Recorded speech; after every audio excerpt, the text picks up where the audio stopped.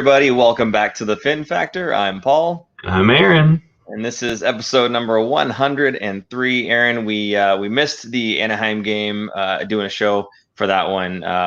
But we're going to kind of recap that one as well as the Kings game that happened both tonight and the day before. So we keep doing this thing where we win one, we lose one, and unfortunately, apart from the shootout loss for Devin Dubnyk, when we lose, we're not taking an extra point, and when we win, we're giving an extra point, and it's happening all the time. Yeah, it's really unfortunate because I feel like Dubnyk has been the better goalie. He just doesn't seem to get that goal support, and I think I mentioned this in a show or two ago where it reminded me of, I think it was Nabokov and Toskala. Same thing kind of happened. Nabokov was not getting the goal support, but Toskala was getting the wins piling up. So kind of the same situation where Dubnyk seems to be playing better, but then can't get a win, and then they put in Jones, and he takes them to the shootout and wins in the shootout. Because right now the Sharks have 5 wins, I think 4 in the shootout, so 1 real win, and even that was in overtime, right? Or was that a regulation game? I think remember. It was the OT winner. Yeah, it's just the Sharks are just not putting it together. It looks bad. Tonight was ugly. Tonight was especially ugly. And we will certainly get to the ugliness of tonight. Let's start off maybe on a little bit of a lighter note. The first game that we played back on the 5th against the Anaheim Ducks, we're going to buzz through these real fast here. They had a great first period, one of their better looking first periods, and then the second period comes up and bites them again. They tend to give up 3 goals in one helping. It's kind of the MO there. But yeah, again, in the second period, everything just kind of falls apart.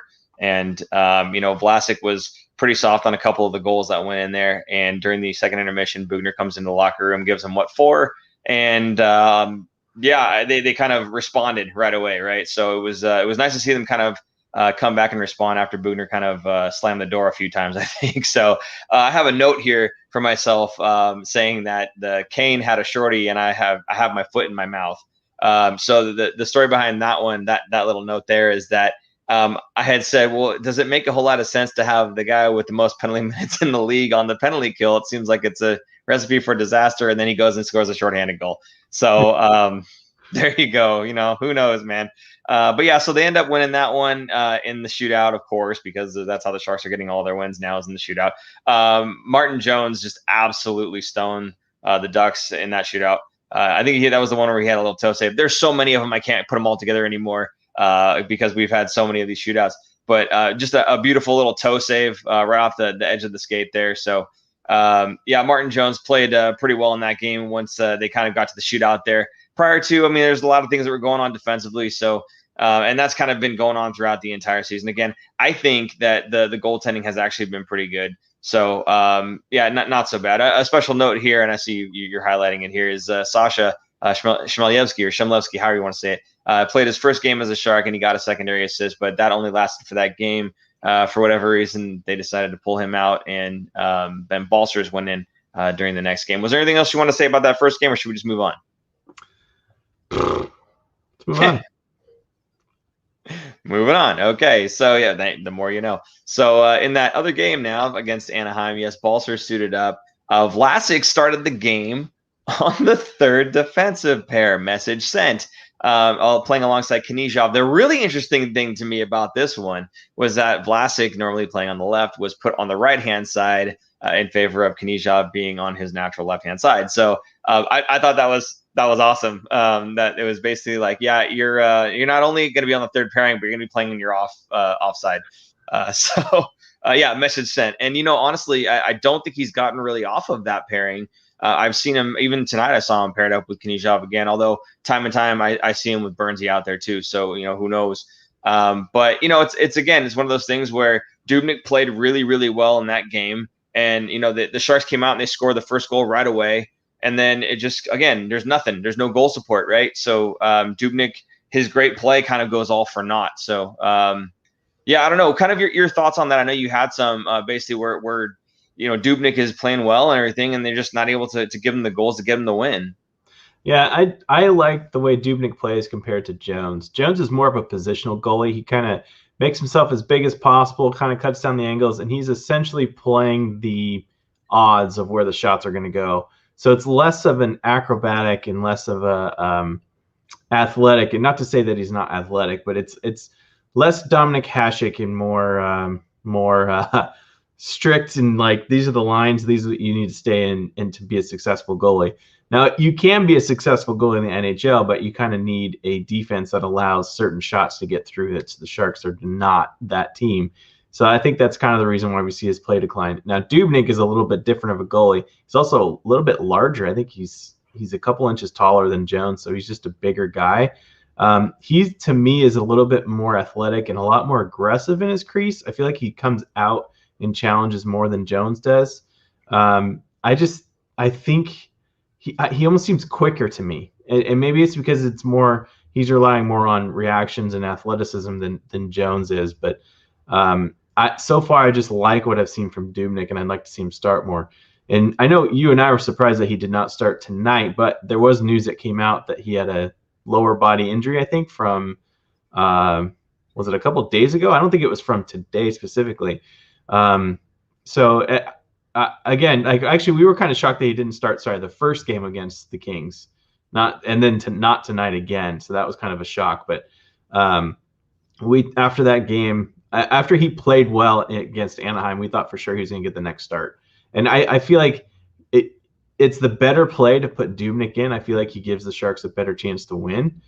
Obviously, when he's healthy, because he's not right now. But I think that they should go with him more, because he's not going to lose every game. The Sharks are eventually going to score some more goals, right? And he's going to pull out a win. And I really want him to get his first Sharks win and get that under his belt and kind of give him some more confidence. I think he's the better play. And his numbers even show it. I mean, look at his save percentage has been pretty decent, I think, especially compared to Jones. Sure, yeah. Want to make a correction here. Waffle Lover 123 saying they had a regulation win against the Wild, but they still only got the go-ahead goal with less than 2 minutes left. Absolutely right. It was a 5-3 game, I believe, for that one there where they beat the Wild.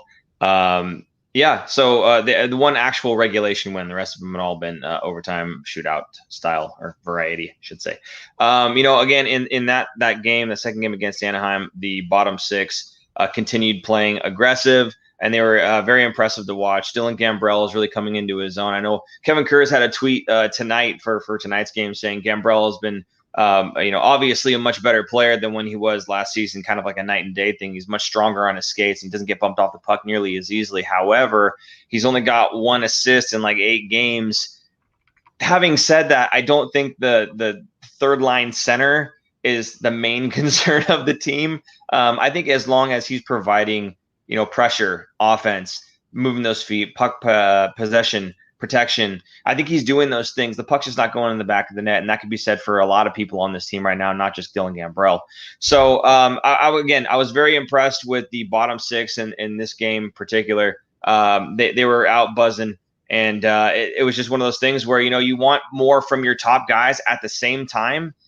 If your bottom guys aren't going either, and the top guys are having a hard time, nothing's going right at all, right? So you want to have at least some level of consistency out of your top six. And even if the bottom six isn't consistent, as long as they're grinding, playing hard, and doing the things that they should be doing as often as possible, and look at the bottom six, at least in that game, and for most of the games I think this season they have been, then it's a good thing. It's a positive to take away at least, and hopefully that translates into some goals. I did want to see Anthony Sanchez here saying losing my patience with his coaching staff. I don't know if it's so much the coaching staff. I understand like the guy taking guys out when maybe they've had a pretty good game, like Sasha, for instance. John Leonard going in. Balser seemed like he was chugging and banging out there. So, I can understand the frustrations with taking guys out, but you have to understand too that it is going to be a bit of a revolving door there. There are still kind of testing to see who's kind of going to be the guy that kind of fits in those lines. And the thing to remember is Bob Boughner is this guy who is like, if you're the guy who's going to help us win, then that's the guy I'm going to play. And in practices, we don't get to see the practices. If in a practice he sees something out of one of those guys that is over and above and can translate well to the game, and can translate well to the line that he's on and make the players around him better, even in just that practice, he's probably going to want to go with that guy and give him the opportunity to show what he can do. And I kind of like that about Bob, actually. I don't like, when it's just, hey, this is a great name on the back of the jersey, we're going to play him all the time. I like that he's giving these younger guys an opportunity, and especially the guys that he's rotating in. They're all basically AHL guys, apart from Balsers now, and they're kind of getting their shot. So I'm okay with it. I'm happy with it, and I don't think it's the reason that the Sharks have been losing these games. So I wouldn't put too much emphasis on just the coaching staff in terms of your frustrations there, buddy. Aaron, anything else about this other game here from Anaheim? No, let's just move on. We'll move on. I do want to say though with Dubnyk that he was we said he played really well and everything, but particularly on the penalty kill. On the penalty kill, he was like a wall. He was letting nothing through. He was absolutely in the position. He was when he wasn't in the position, he was sliding and making big saves. So my hat's off to Devin Dubnyk. Unfortunately, it seems like one of those saves he might have stretched a little something too far, and he's on the IR now. That's too much. That's a shame, really. But we'll get to why that's actually not such a bad thing in this coming game, or at least the game tonight. But the first game against the LA Kings, so we've got Jones back in the net, and of course we go to the shootout again. We'll kind of skip past everything that happened there, but it was a 4-3 shootout win. Aaron, you want to kind of talk a little bit about this one? I've been blabbing my mouth, so go right ahead. Sure. I mean, the game, Sharks go up 2-0, kind of their MO, right? It's almost like they don't. Not that they don't have problems scoring, but they have a problem scoring and then keeping the lead. So they've had quite a number of leads in games and can't hold it. Same's true in this game where they go up 2-0 in the first period. Second period, they give up 2 quick goals, or not quick goals, but they give up 2 goals to tie it. And then halfway through the third, Dustin Brown, of all people, scores his second goal of the game. Luckily, the Sharks fought back in this one, and Kane tied it up with less than a minute to go. Goalie pulled, ties it up. It's like, oh, good. They're going to salvage at least a point out of this, thankfully. I thought they had a couple chances in overtime as well, but, of course, they go all the way to the shootout. What I like to see is the Sharks are still battling, and they're not like completely – not like tonight's game where they got just blown out towards the end. They kept playing, and they kept playing their game, and they were rewarded with a tying goal, thankfully. But it's still – there's just not enough there. There's not enough – I don't even know how to explain it. They're just something's lacking on this team. It's obviously, I think, just talent. And there was a question in here saying, where is it? I just saw Anthony Sanchez. Honest question: do we have teal eyes and believe that our top guys are really not our top players? I still think our top guys are the top players, and they would be top players on other teams. But we're talking Kane, Couture, Hurdle, maybe Timo Meier at times, a second line player, not a top line player. That's about it. Everyone else, you could probably fit anywhere between the second and fourth lines. Realistically, there's not a lot of top line guys here. So no, I think that's part of the problem is the depth, the forward depth. We seem to have a lot of guys that can fill in on the third and fourth line. That's what we're seeing is this rotation of players, of young guys coming in on the third and fourth lines because we don't have enough top tier talent because the Sharks have been in the playoffs for so many years. They're just not getting those top end picks. Now, unfortunately, yes, we traded for Erik Karlsson last year's first round pick. That would have been a third overall pick this year. But if you don't trade for Karlsson and you keep Pavelski and you have all these other players, the Sharks are going to play well and go into the playoffs again last year, and that's not a top 3 pick. It's like a catch-22, right? Like, sure, that it's hard. You can't really – it's not one for one like that is what I'm trying to say. So it's just unfortunate. I really think, especially after tonight, it seemed like the Sharks just don't have enough heart. Like, it's really hard to explain it. There's not really a ton there. They're not a terrible team, but they're not a good enough team to put it together for a full 60 minutes yet. We have not seen a full 60-minute game from this team. And I feel like because it's a short season, they're going to play all their youngsters to see what they got and see what sticks. And maybe at the trade deadline, the good news about the trade deadline, if the Sharks are truly this bad of a team and are going to stay down here this long, there's not going to be a lot of sellers. So they're going to be able to get a lot of buyers, hopefully. And then a lot of teams, because they're going to be in the hunt, they're going to overpay. And hopefully, because the demand will be low, because there's going to be less guys that will be moved. And hopefully the Sharks will be able to pull something out of their whatever and get some good assets coming back. I don't know. I'm very salty after tonight. Tonight was so ugly. I was just so angry, and I've been playing a lot of NHL 21 GM mode. And someone else up here, Noah Claxton had said it's time for what do you say? Time for Aaron to GM Aaron to take the throne and coach Paul behind the bench working that power play in PK. I love it.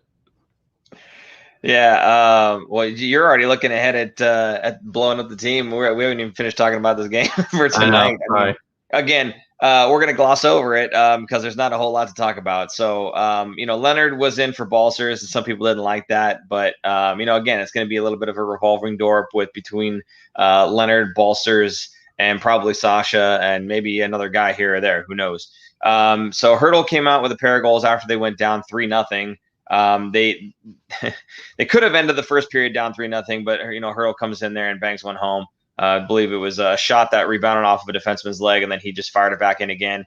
Again, he's getting down low, those power moves, and he's pushing the defenseman back and into the goaltending, and that's seems to be working for them because that's how he got his goal there. And in the second period, here we come again, where Hertl and Couture were going 2-on-1, I believe. And Couture takes the shot, goes a rebound off of the Peterson, I think his last name, his pads.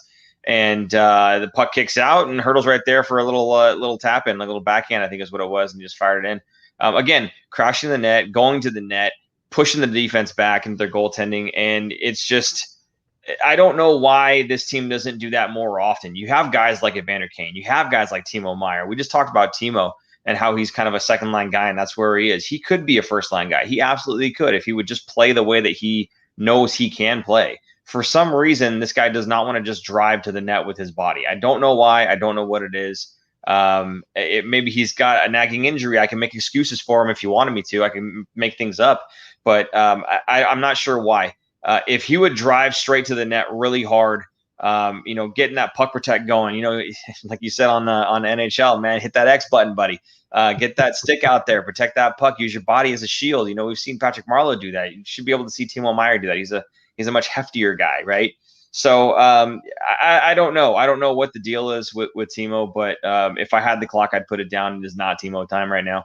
But other than that, I think you're right. We've got only a handful of really, honestly, top tier guys on this team. I think Hertl's one. I think Couture is one. Some people would disagree with that. That's fine. Maybe I do have teal tinted glasses on, if you will, but I don't think that's the case. I think these guys are just that talented. And when your back is killing you from carrying the team offensively tonight, as Tomas Hertl had to do with the only 2 goals, there's only so much you can do.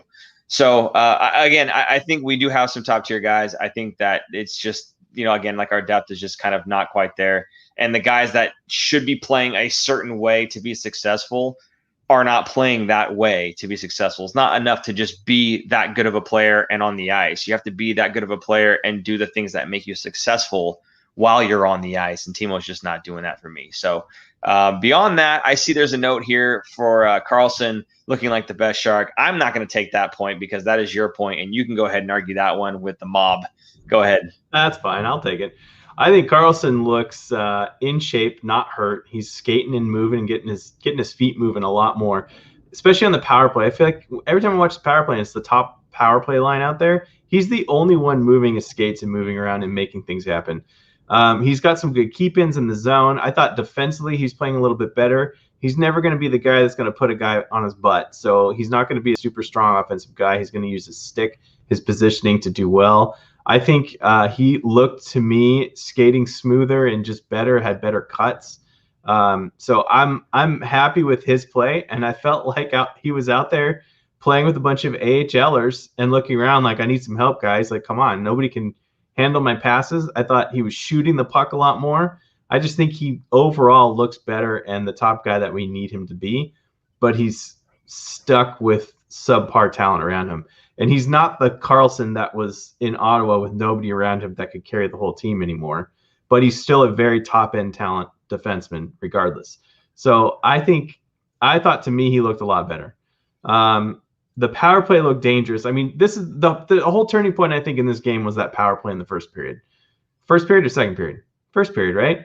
Where the Sharks had a power play. They look like they're about to score. They're already down 2-0. They look like they're about to make it 2-1. and the puck kicks out right at the power play ends to the guy coming out of the box for a breakaway, and he scores and make it 3-0. That's a 2-goal swing right there. The Sharks score and make it 2-1. It's a completely different game. But now it goes down 3-1. It's like, oh man, here we go. I actually thought it was going to be uglier earlier because I knew the second period was coming up. But then the second period comes around and the Sharks score a power play goal and come within a goal. It's like, who is this team right now? They're just not consistent. So anyway, that was one of my notes. And then I thought Knizhov looked a lot better tonight. I think he looks more comfortable. I think he belongs in the NHL. Sure, as a bottom pairing guy, I have no problems with him. I thought he was skating pretty well as well, and even looked a little dangerous offensively. He got the puck a couple times in the offensive zone and looked comfortable, is what I'll say. Like he belongs. How about that? To me, yeah, no, absolutely. I'm gonna point out Scott Kemp saying I disagree, and then following that up immediately with Paul's turn. I'm guessing you're talking about Erik Karlsson. So I'm not sure if we're always watching the same game sometimes, Aaron. I see him kind of gliding around a lot. I see him not really moving his feet nearly as much. Although tonight's game, yes, absolutely, it looked like he was grabbing the puck and saying, "I'm going to take this puck and I'm going to bring it across the blue line," and he was doing a lot of the work himself. Oftentimes, though, I do see him just kind of standing around, and it is still frustrating. I understand that that's not really his game, the physical side of it, but his stick and his reach, those are still good. Don't get me wrong, but at this level, the NHL, I don't think a stick just kind of being placed out there is enough to really bother an NHL caliber forward. So I think I'd like to see more effort, I think, out of Erik Karlsson. It's not about how much money you're paying him, and I know that's part of what Scott's going to say here is, we were paying him enough to do. No. It's not about that. For me, it's just I don't see the interest sometimes. I don't see an interest in playing the game sometimes out of Erik Karlsson. I'm not sure what it is. But on the topic of Knizhov, we absolutely see eye to eye. In fact, I would even go so far to say that for me, Knizhov is borderline in a top 4. I think for me. I think he's definitely good enough for the bottom 6. I think he could definitely play in the same role that Mario Ferraro has played. He's shown the ability to be offensive. He's shown the ability to play well defensively. He's shown the ability to take the puck from the defensive zone, carry it all the way through the neutral zone. That's how they end up scoring that one goal. I can't remember who it was it must have been Hurdle tonight, where Knizhov just ran all the way into the zone. He just took off and he did it all on his own there. So he was confident. Like you said, he was comfortable out there, and that was one of those things that I saw out of him tonight that was really impressed. And it wasn't just tonight. This is something that I've seen out of this guy for the past few games now, right? And in the Anaheim notes that we had here, I had said the same thing. Knizhov looking more comfortable. He's looking really good out there. So a bright future, at least on the defensive side of things, for the the role players on the team, not just the superstars, right? So I'm really happy with Shimmick's game. I'm really happy with Mario Ferraro's game. You can't say enough about this guy. He's just an energizer bunny out there. He's always chugging his legs, always doing the hard work and doing the right thing out there. So I'm very happy with him. And then Knizhov just kind of rounds out that whole bottom 6, bottom or top 4, whatever, that whole talent area right there, right? So those guys that are kind of fillers outside of like the superstars on the team or the big names, the big money on the team on defense, I think he's just a great addition. And I'm so glad that they were able to see this coming out of camp, because even Bob Boughner had said, he just came out of nowhere. We weren't expecting him to make the team, let alone impress this much. So for him to step in and look comfortable at the NHL level, that's the main thing, is that he looks fine out there. He doesn't look like he's out of place. So my hat's off to Knizhov, and I'm looking forward to more games and more development for him, because I think it can only really be good things. The interesting thing about this game was they didn't do well in the first. They had a better second period, as you said. They scored a power play goal. It was the lone goal, so it was a 1-0 goal differential in our favor finally. And then the third period, they just had a meltdown. So it's weird, because it's like once the Sharks have a good period, they have to follow it up. They just have to follow it up with a bad period. I don't know what it is about this team where hey, we're feeling good about ourselves finally, yay, intermission, and something happens in the intermission. I don't know what it is, and it makes them play worse the next period. I have no clue. Yeah, I don't think anybody knows. I don't even think the team knows. No, it's just It's like they're playing through the motions just to get through this season, and none of them really want to. I mean, part of it is they have not had a home game. I will bring that up.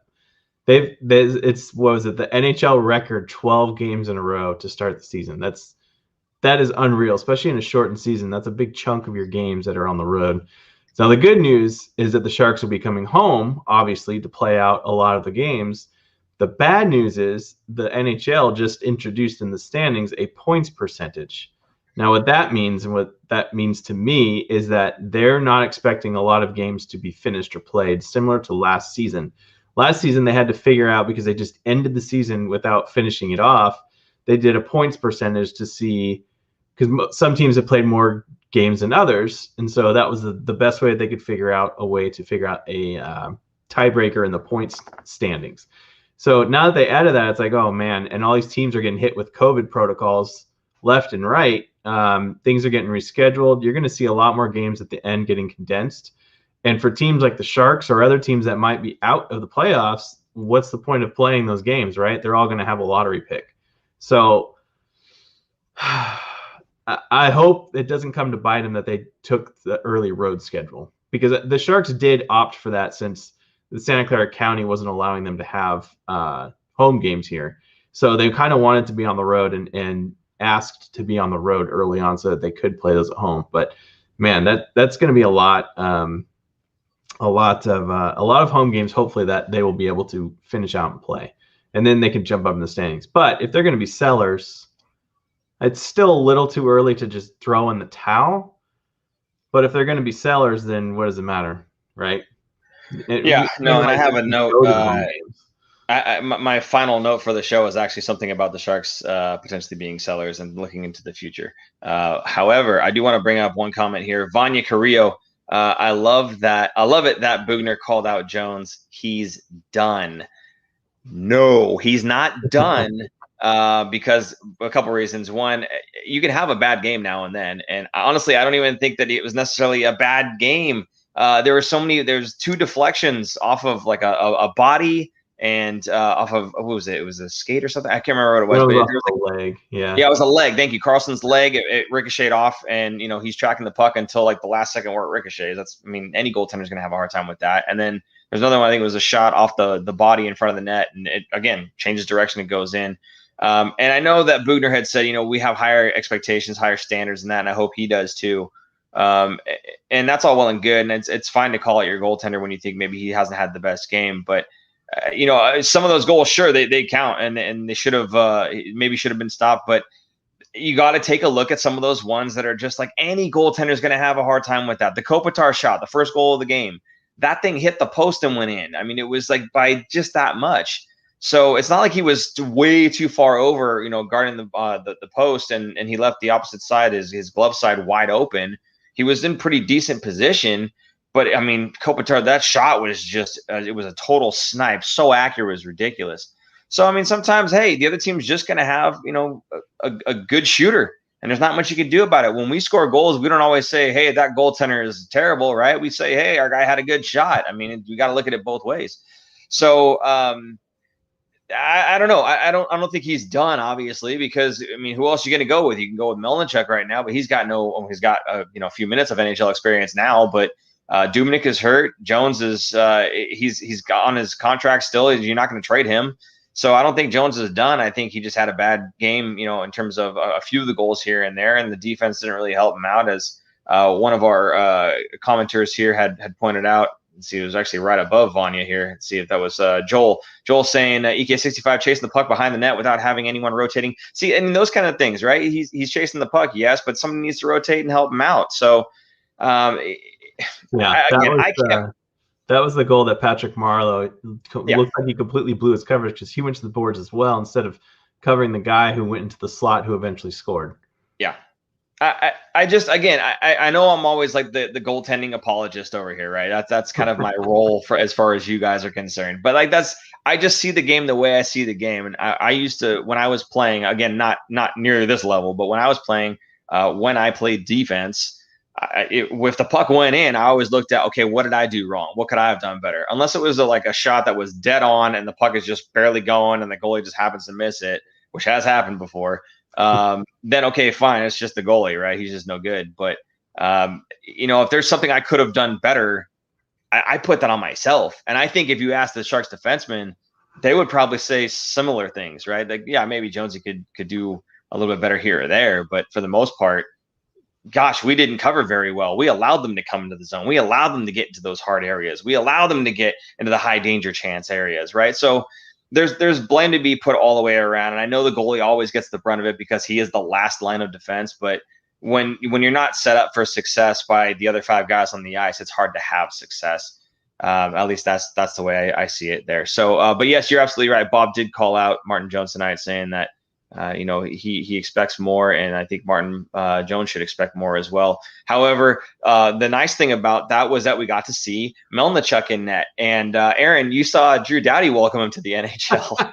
Right off the faceoff. The faceoff was I think it was an offside or something over by, because it wasn't center. Was it center ice, or he was behind the red line? I'll say that. Behind the red line, Drew Doughty just takes this slapper, and you could see like Melnichuk kind of took it in his shoulder, and it bounced behind him, and you see Melnichuk look like, did that really just come at me like that? Like, you could see it was kind of funny. Like, oh, here's a welcome to the NHL moment from Drew Doughty. Hey, maybe Drew Doughty just wanted to get in the history books because he knew he's going to be such a great goaltender down the road that he wanted to be the first guy to shoot on him. I mean, if he scored a goal from that distance on that goalie with that hype, man, that's probably what he was doing. Yeah, There's no reason to shoot that there. I mean, if he missed the goal, that's an icing. There's no reason to shoot it. So yeah, that's true. Yeah, I thought it was funny. Hey, man, if Owen Nolan can do it, I guess Drew Doughty could give it a shot, right? Yeah, Roman Turek still had a career after that kind of, I guess. I think it's Roman Turek. I think it's who he scored on. Nice. Okay, I see Sharks here, the only team without a major or fighting penalty. Well, I guess a fighting penalty. So you want to go ahead and talk about that one a little bit? I think this is your note. Yeah, I think it's interesting that they're the only team in the NHL that doesn't have a fight yet. Not that the Sharks need to fight, but you need to care a little bit. And it's especially in this season when you're playing a team back-to-back every series, I guess. Every game is you're playing the team twice. So emotions are going to blow over, especially in like a game like today's game, for instance, where there's kind of a blowout. Nothing. No response from the Sharks. Nobody really cared, Nobody's getting in anybody's face. Someone just slams into Jones. Or I guess he took a big whack from Burns to get shoved into Jones, which I also thought was a goalie interference. That should not have counted. That goal should not have counted. The penalty, sure, but not the goal. Take that back, man. And the Sharks, I feel like, are always on the wrong end of those kinds of calls. They never get those for them, especially when they play Vegas and Fleury's in there. I feel like he gets every single call called for him for goalie interference. The Sharks could never catch a break on those. But anyway, I think there should be at least 1 or 2 fights, don't you? Yeah. In the blowouts that they've had, or some of the emotional stuff that's boiled over. Some frustration. You're not scoring. You're not winning. Get angry. So, and Randy said it too. A team that's coached by Bob Boughner and Rocky Thompson really ought to have a fight by now. Exactly. Yeah, no, and you're right. This is a team that they should be frustrated. They should, take it a little personally. They should be standing up for each other. They should, try to intimidate the other teams a little bit, because I don't think the other teams are very intimidated by the San Jose Sharks right now. So, I've always said. Sorry, go ahead. I've always said I want Evander Kane on the ice more than in the box. Having said that, if your game ain't going, get in the box. Like, fight someone. Get your team pumped and jazzed and ready to rock, and say, you know what? He threw down the gloves for us. Let's go out there and do something special, right? There's a way to inspire your team without having to be on the ice. And if your play isn't generating offense, why not do anything in your power to get the rest of the guys going, right? So I don't know. I would like to see something, a spark from anybody on this team. And again, for me, it does seem like, again, apart from those bottom 6 forwards and the bottom pairing defensemen, and I shouldn't say bottom pairing, I should say the guys like Shimmick, guys like Knizhov and Ferraro. I mean, those guys, right? The guys that aren't the biggest paid guys on the defensive core. Those guys seem to have their legs moving. Those guys are stepping up and boom, making big hits. So you see Shimmick doing all the time. Even Mario Ferraro, who I see as more of an offensive threat, he stands guys up at the blue line. Like, he's ready to go. And I don't see that out of the other guys, and I don't know why that is. And it doesn't have to necessarily translate to just goals all the time, but show a little bit of heart. You know, if you guys are getting pummeled, or if your guy gets hit hard, or man, yeah, drop the gloves. You know, inspire your team. And I don't know why. That hasn't been instilled in this team yet from a guy like Bob Boughner. You know, I mean, you know, they want to play the more skill game or whatever. They've got the guys to play skill, but you've also got to be able to go out there and intimidate some guys. And I think when your team is constantly getting, you know, the bad end of it, the bad end of the stick, we'll say, yeah, drop the gloves and inspire your team a little bit, you know? So I don't know. I would like to see more out of the Sharks. I don't necessarily want to see them fighting all the time, because that's just ridiculous. But no. I mean, by now, once in a while, if your team's not doing well, I mean, rally the troops, man. Rally the troops. I mean, you usually see teams that are in the bottom of the league will be leading the league in fights normally. Not always, but there's a good chance that they're going to have more fights than not.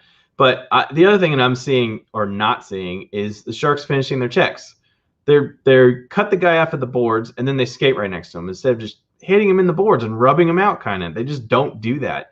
I saw a handful of instances where I'm like, man, they didn't hit that guy, and now he skates freely into the zone, and he has a perfectly offensive chance in the slot coming in late. Like, if you hit the guy at the blue line, or hit the guy right when he dumps the puck in, is going to slow him down, and then he's not going to be able to get in that chance. Like, I feel like the Sharks are too soft, you know? And there's a comment in here about the Sharks don't have a fighter minus Kane. Who else can drop the gloves from Anthony Sanchez? I'm not talking about a fighter. I'm not talking about like a Reeves kind of guy like that. We don't need a heavy hitter or heavy puncher guy, a goon on the team. I'm just talking to any of those guys can throw, you know, like a middleweight, a lightweight fight. Like, who cares? You just you get in a guy's face, you put him on the butt. You're in a scrum in front of their net, and as a forward, and you're just agitating him, hitting the goalie, doing little stuff. Be an agitator. We have none of those on the team. It's like everybody's a skill guy trying to be the best skill guy, and they're getting shut down, and it's not working. I'm sick of seeing it. There's like no heart, no grit, no nothing. And I'm not trying to be, you know, I'm not trying to say bring back old school hockey where you need to fight all the time with line fights. You just need to show some emotion and let things boil over and take it out. Like, the team is obviously frustrated. They need to take some frustration out. Get it out on the other team. Take it out on them. Have some heart. Yeah, I think it wouldn't be such a bad thing to see Curtis Gabriel get a call up here. Maybe he can spark the boys. I think that'd be awesome. So that stat with Jody Shelley in the lineup, didn't we talk about that a couple weeks ago? Or Kurz talked about it. Someone talked about it where Kurz wrote a story about it, right? It was about the what did he call it? The code, the Sharks code, and how Jody Shelley, when he was in the lineup, the Sharks were like, they had a huge winning record, and when he was not in the lineup, because he wasn't in the lineup every night, they had a losing record. Like, that's kind of what it is. Oh, it wasn't Jody Shelley. Sorry, it was who's the one? John Scott, right? John Scott. Yeah. That's who it was when he was in the lineup. There you go. And again, I'm not saying get a goon. Yeah. But, again, mix it up a little bit, right? Okay, fine. Don't drop the gloves. But like you said, be an agitator. A guy like Rudolph Balcers, for instance, right? I mean, he was out there throwing his body around. A guy like Ryan Donato, he's always out there throwing his body around. Muck it up a little bit in the blue paint. I don't think there's such a bad thing with that. We don't have to be known as the goon squad, like you said, but we also kind of want to be a little bit intimidating. Don't just be pushovers. And like you said, there's too many times where you see Sharks kind of on their butts in scrums as opposed to standing over somebody in a scrum. So I definitely would like to see a lot more grit. I see a lot of people in the comments there saying, "Hey, grit, we need grit." There's no grit. So we kind of agree. This team's a little bit on the soft side, and probably a lot of that has to do with some of the younger players that are there who aren't fighting type guys. They're the skill type players. And, even the older guys like Patrick Marleau, he's not going to drop the gloves with anybody either. So there's just kind of nobody on the team that kind of fulfills that role, except for some of these other guys, like a Donato, like a Balcers, Curtis Gabriel, if he gets the call up, that'd be great. Steph Nason, even, I could see pulling that one off. And the other one, my little sleeper pick, I don't really care for the guy that much, but I'll give him credit where credit's due, Marcus Sorensen. when he starts throwing those hands, dude, that salad goes flying. And yeah, no, he's a little jitterbug, and he's a tough little cookie. I'll give him that. So that's a lightweight. That's 140 pounds soaking I wet. don't care. The Hey wet man, noodle. hey man, that guy, he's got heart at least. I'll give him that. Maybe he's not the most skilled or brightest, not on the ice, whatever. Right. I've got my opinions about the guy, but I think when it comes to effort, he certainly gives the effort that he's capable of giving. We'll leave it at anything. How about that? Yeah, sure. I see a bunch of guys that were saying blow up the team from beforehand, and I kind of wanted to talk just a little bit about. Yeah, there it is. Thank you, Scott Kemp. I want to talk a little bit about potential changes. Now, none of this has anything to do with reality. Okay, this is all just kind of me theorizing a little bit here. But we were talking. I was asking Aaron about the expansion draft, and we were talking about the guys that the Sharks would need to protect, and the fact that they would need to at least expose 2 guys that are have at least 2 years of experience, NHL experience, actually more than 2 years of NHL experience, that are forwards, and 1 as a defenseman. So when we were kind of going through it, we were like, okay, they have to protect Vlasic, they have to protect Carlson. So either you leave Burns exposed and you hold on to Šimek, or you held on to Burns and you expose Šimek, in which case Šimek is gone, right? Because Šimek has played more than the 2 seasons. Ferraro, you actually don't have to protect Ferraro because this is his sophomore season. He's protected not by using one of your protected players, I guess. I'm not explaining this very well, but he's not a guy that you would have to spend one of those protected player statuses on, right? He would just be on your team regardless because this is his sophomore year right now. And as far as the forwards, we had already talked about, it was like Couture, Hertl, Kane, Meyer, Donato. I think for me, I would not give up on Donato at all. So I think it was 5 forwards that you could protect, but that kind of leaves Kevin Labanc open, right? So the problem was that there's not enough guys with NHL experience on the defensive side that you could offer up, right? You have to either give up Šimek or Burns.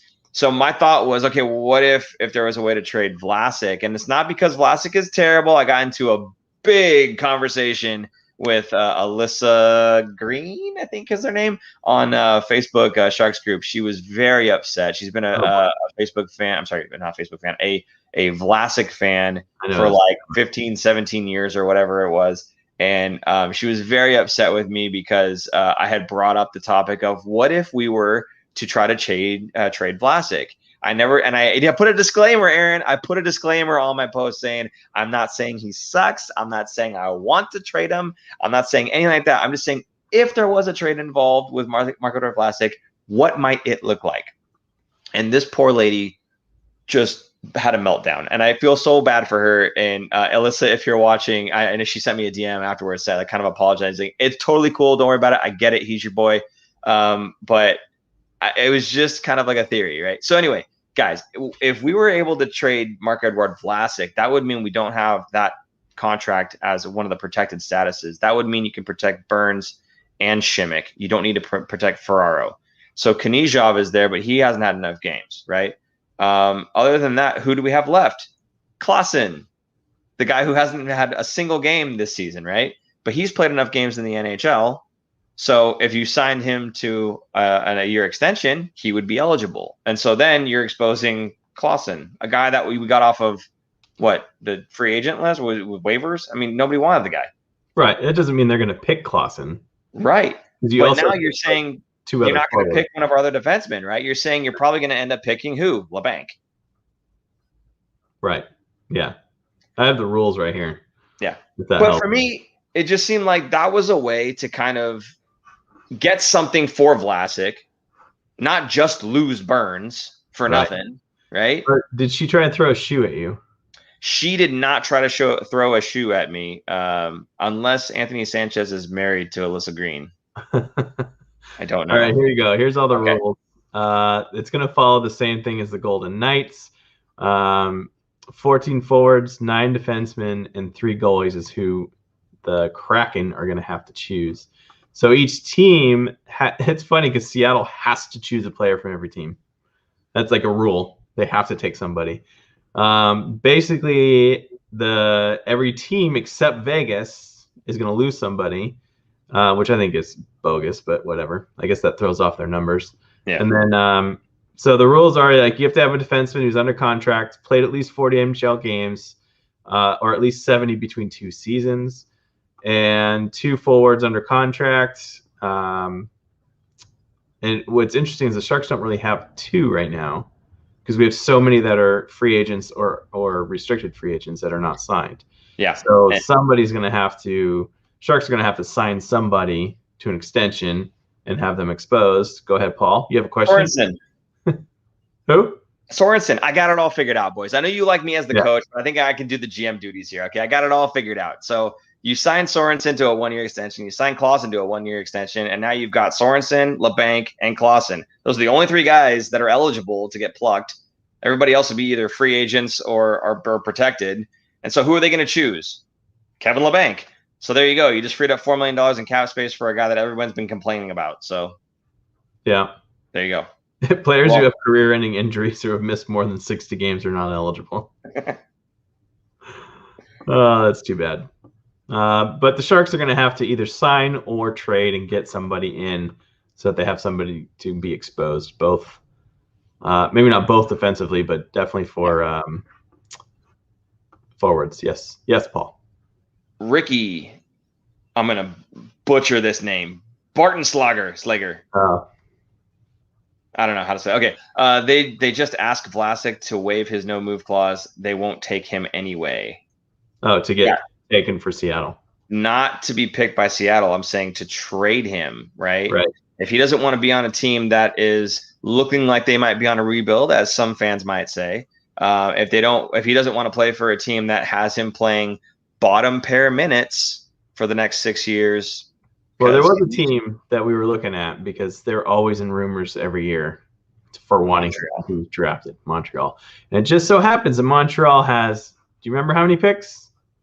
Oh, God. 20? 14 picks. Yeah. Did I count that right? 1, 2, 3, 4, 5, 6, 7, 8, 9, 10, 11, 12, 13, 14 picks in 7 rounds. They have 14 picks in this upcoming draft. Do you think they're going to draft 14 players? Nope.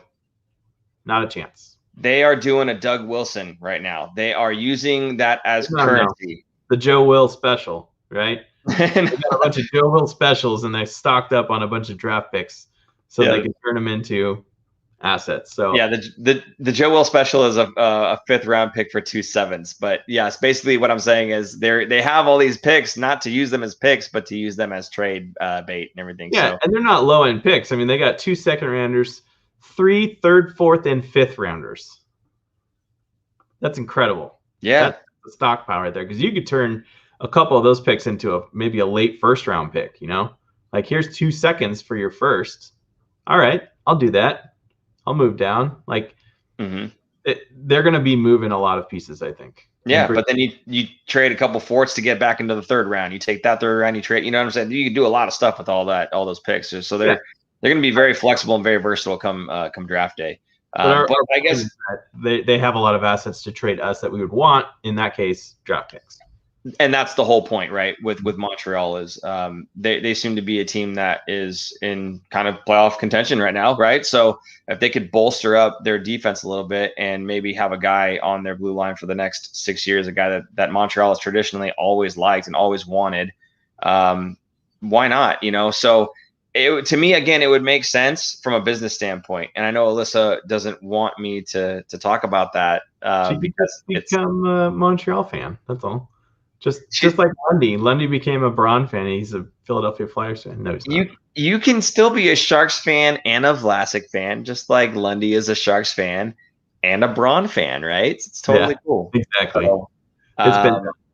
But regardless, yeah. See, then I get Deuce is shoeless here. Deuce is, I don't know what medication you're on, but I would love to give that a test drive. Vlasic for a 1st and a 3rd.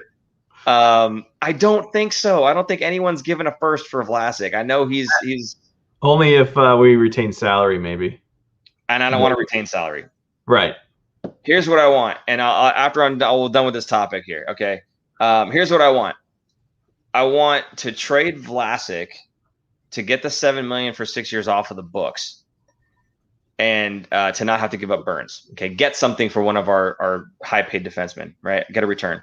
But then I also want a player back that has high salary but low years on the contract, right? That's what I would like to see, because then that doesn't hurt us that for a long period of time.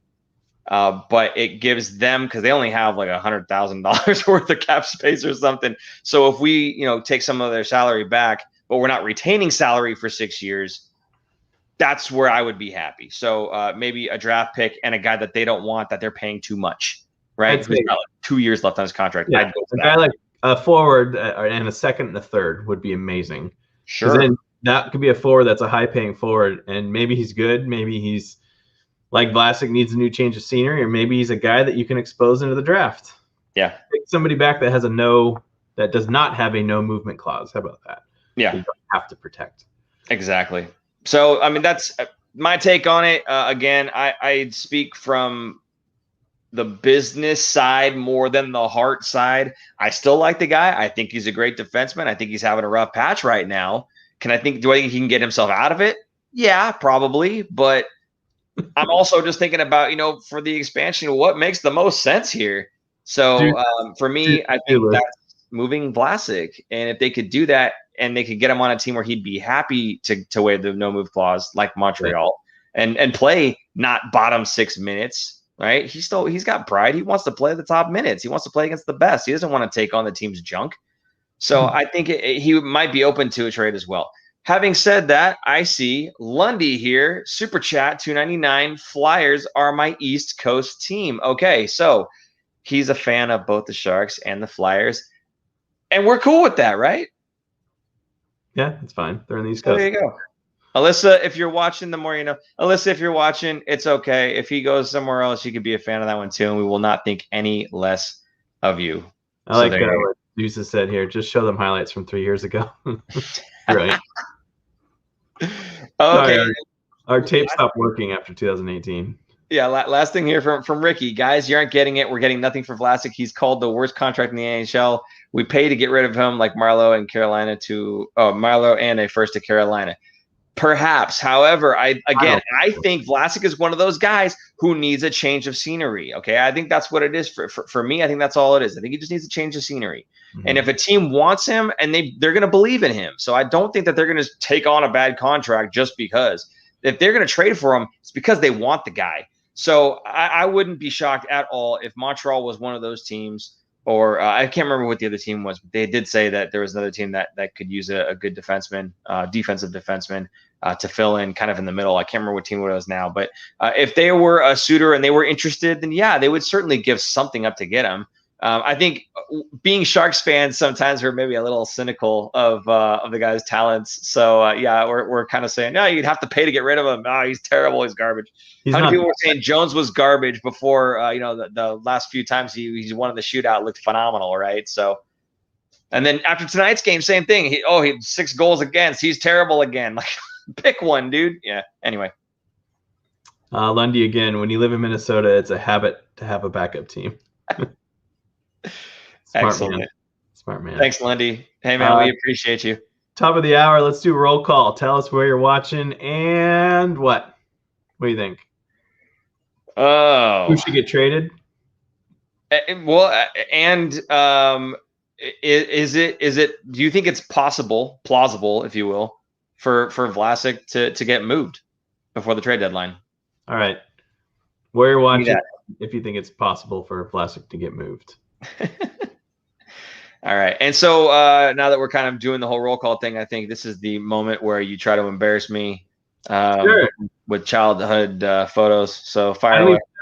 I don't know which one Jason's going to show here because I've sent him multiple, so it's kind of a surprise for me as well. I mean, I've seen them. I know them because I took the pictures, but right. Let's see what we got here. You got it ready, producer Jason, the picture? Maybe not. He's like, whatever, guys. I don't want to do this anymore. All right. Okay, well, I'll start reading out the roll call stuff. Say your opposite coast team. Okay, I don't know if you have a team on the East Coast, maybe as Patrick Cabral is asking about. I don't know. San Jose, but soon to be Texas. Ricky, oh man, like everyone else, I want out of here. Really? Is it just because it's expensive to live here? It's definitely less expensive in Texas. You get a nice big place in Texas. Jeez. You have no state income tax. Yeah, Bakersfield and trade Vlasic. But are you saying that out of malice, Uriel, or No, you think it's just possible? We asked them where they're watching and if they would trade Vlasic. Is it possible for Vlasic to get moved? He's just saying, trade Vlasic. Give me attitude. Uriel, don't give me attitude. Dr. Hook, Anaheim. Man, we got to trade Vlasic for a used puck bag or a skate sharpener. He's not that bad, guys. Jeez. Yeah. He's not that bad. Skate sharpener would be nice, though. I wouldn't mind having a skate sharpener. Yeah, maybe the Sharks need a new one. Maybe that's their problem.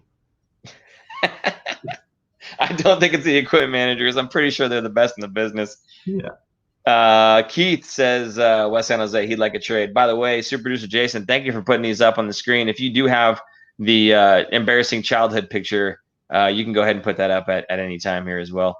Thanks. Is that what that was supposed to be? Thailand. Whoa, go for first overall pick. Okay. I don't think the Sharks are going to be that bad. I still think it's going to be Detroit. It's going to be. Oh, here we go. Look at that. That is wow. Freshman year of high school right there. Yeah. Massimo shirt. Yeah. I didn't even see that. Nice. Like the Bellarmine hat. That was my Bellarmine freshman soccer shirt. So generic. I'm pretty sure any picture you have of me during this time frame is going to be me with that B on my hat. Yeah. I tend to do this. I tend to have a hat that I like and I wear until it's brown on the inside. And then, I know. You should do the Fin Factor hat. It's disgusting. I do. It's mine. Don't show them. It's my hat. Of course I know. I'm talking to the people. Okay, sure. Talk to the people then. Was that your baseball hat? So you played freshman baseball, didn't you? No, I played freshman football, and that was hilarious. Oh. No, it was no good. No, I think I was just repping the B. Huh. Nice. Cool. There you go. So that's circa 1996/97. Probably 97 right there. Goodness. And that's our friend Julie, who we went to grade school with. That's it. Well, okay. You guys are starting to get handsome now? Oh. Now? Wait. Now? Or you mean in the pictures, going from the kid pictures to like the high school? Don't clarify. Don't clarify. He meant now. He meant now. Oh man, Sonic Tonic. I've actually met that guy in person at the not during COVID, but when they had what was it called, Sonic Tonic, where you go and you pick up the bobbleheads that they were giving out for free at like the Solar for America. What's that? Some giveaway. Yeah, they do free giveaways every now and then. But I happened to meet Sonic Tonic at one of those. He was like, "Oh, you're Paul." I'm like, "Yeah, I am. Who are you?" Sonic Tonic. Like, okay, cool. So Keith saying nice pick. All right. There you go.